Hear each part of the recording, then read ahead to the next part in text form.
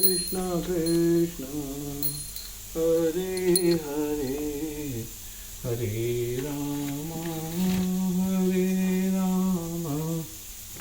राम राम हरे हरे गोविंद बोलो हरि गोपाल बोलो राधा रमण।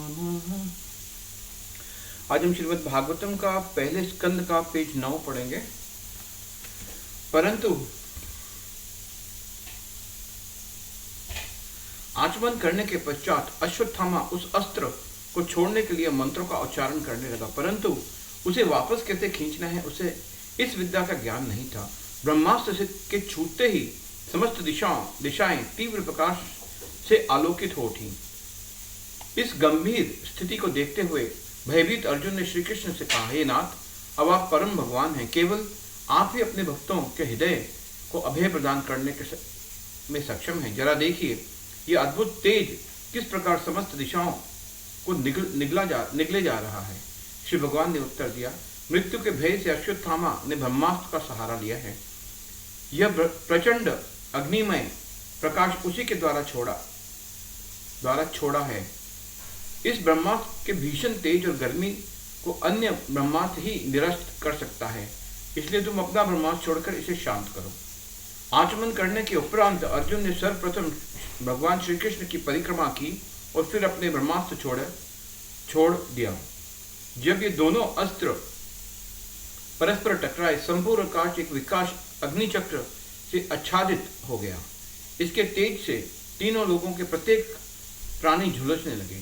सृष्टि की भावी विनाश को देखते हुए अर्जुन ने तुरंत दोनों अस्त्रों को वापस खींच लिया और तब तपते तांबे जैसे क्रोध भरे नेत्रों के साथ उसने द्रोणपुत्र को बंदी बनाकर उसी प्रकार बांध लिया जिस प्रकार किसी पशु को बांधा जाता है। जब अर्जुन बंदी को पांडवों के खेमे की ओर ले जा रहा था तो उस समय श्री कृष्ण ने कहा, इस ब्रह्म बंधु ने सोते हुए निरीह बच्चों की हत्या की है, इसे छोड़कर तुम इस पर जरा भी दया मत दिखाना।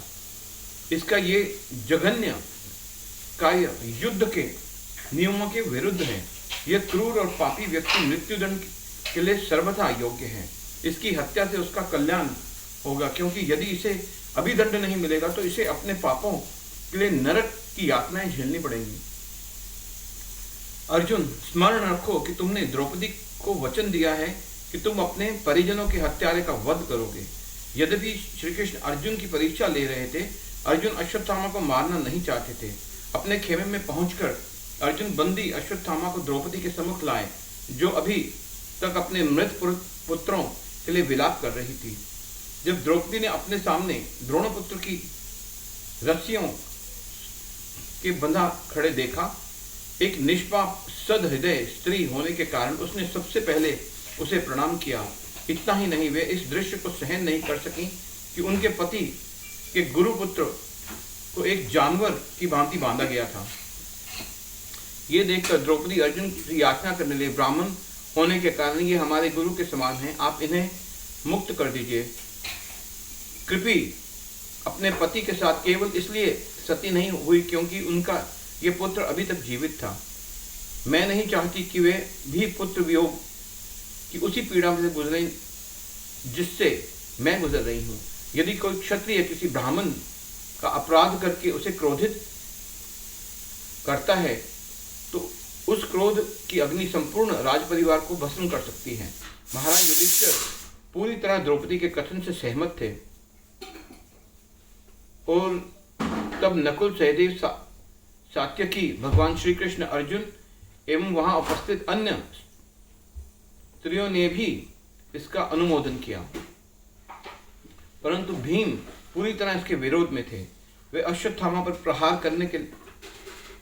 करने ही वाले थे कि द्रौपदी ने जैसे तैसे उन्हें रोका और बीच बचाव करने के लिए भगवान श्री कृष्ण ने अचानक अपनी 2 अतिरिक्त भुजाएं प्रकट कर ली। हरे कृष्णा कृष्ण